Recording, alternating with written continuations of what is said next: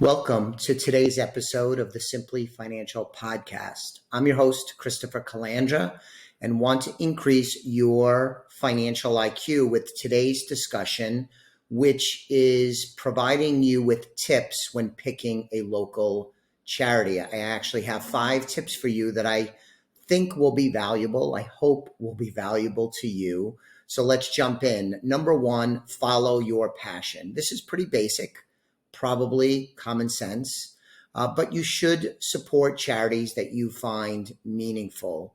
And I would add that give some thought, some reflection on why these charities are important to you, why the cause strikes a chord with you and is something that you want to support. So that's number 1.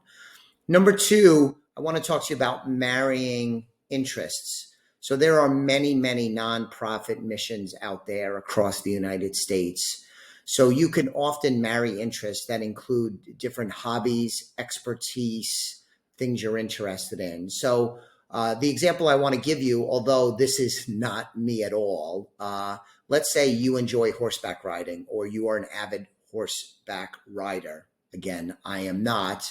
And let's say that you also want to support at-risk youth, or let's say you want to support veterans. You could seek out a local charity or maybe even a smaller charity someplace in the United States that marries those interests, that does something philanthropic involving horseback and at-risk youth or veterans. Another example is if you're an expert in, say, bookkeeping or financials, you could volunteer for a charity and add your expertise by maybe being in the board or to volunteer in something that they might need help with that falls into an area of expertise or experience for you. So marry your interests. Number 3, do homework on the organization. Not all not-for-profits are well run. If you think back, you might even have read or heard about certain charities that raise a lot of money and don't give any of it or much of it to the ultimate cause that they're supposed to be helping. They could have bloated expenses and pay their team or their employees way too much money. It's for you to judge what's appropriate, but I think doing a little research on management, the board of directors, and the operating budget makes sense. You could take a look to determine how much money that is raised actually goes to the cause. You could do an internet search. There's some good information out there. 2 sites I'll give you are Charity Navigator and also GuideStar. They help with lots of charities, large and small, so you could look through the financials a little bit.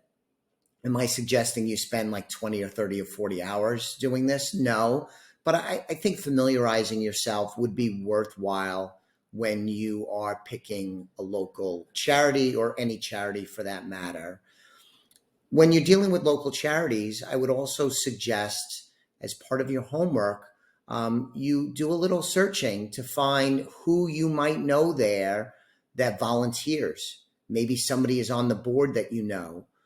See if you know anybody that's been served by the charity or know somebody that was served by the charity, so you could get a little more familiarity and hopefully comfort about the charity you might opt to support.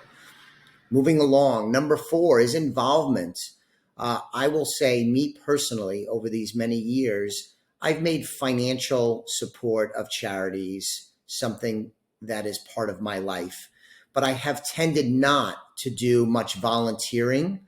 I was on the board of directors for a charity some years ago, and it was a good experience, although I found that it really wasn't for me.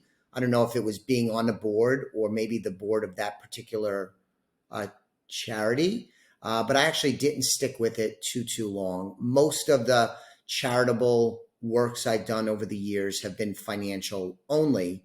You want to think about the involvement you want to have, and it doesn't have to be one of these things. It could be several, but do you want to volunteer your time? Do you want to be on the board? Do you want to be part of management? Do you want to help influence the direction of the organization? Or do you want to simply show up, put in some hours, to help them carry out their mission? Do you want to help them raise money? Do you just want to make a financial contribution like I have tended to do? So think about the support, the involvement that you want to have with the charity. Many charities have fundraising events through the years. They could be galas. They could like try and raise money through auctions where you could buy certain things or bid up certain things. So look into the charity, how they raise money. That would be another way to figure out your involvement. And then the last of the points I want to make is number 5 is maximize your donation. Let me give you some stats. 28 million Americans work for companies that match charitable contributions. Sort of like your 401k, they have some type of matching program that if you, out of your own pocket, give money to a charity, the company you work for will match the contribution.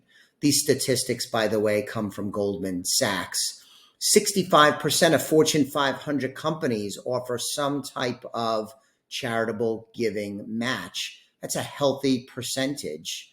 Lastly, and I found this to be very jarring, is it's estimated, again from Goldman Sachs research, that $4 to $7 billion earmarked by companies for matching gifts go unused. So this is really something that not enough Americans are taking advantage of. Americans are some of the most charitable people in the entire world. Many Americans give money, time, expertise, coaching, resources, donations. So we are a very charitable country. And if you work for a company and you're able to access matching funds, it really behooves you to take advantage of it. It helps the charity. It assists the company you work for in carrying out their mission. They have these initiatives for a reason. They want to give through their employees. So take advantage of that by maximizing your donations. So just to review the 5 tips. 5 tips: follow your passion, marry your interests, give some thoughts on marrying your interest, how you can do that. Do your homework on the organizations you may support or may want to support. Figure out your involvement and maximize your donations. Thanks for listening to today's episode. The views expressed are not necessarily the opinion of Osaic Wealth, Inc., and should not be construed directly or indirectly as an offer to buy or sell any securities mentioned herein. Investing is subject to risks, including loss of principal invested. Past performance is not a guarantee of future results. No strategy can assure a profit nor protect against loss. Please note that individual situations can vary. Therefore, the information should be relied upon when coordinated with individual professional advice. Please note, the information being provided is strictly as a courtesy. When you link to any of the websites provided here, you are leaving this website. We make no representation as to the completeness or accuracy of information provided at these websites.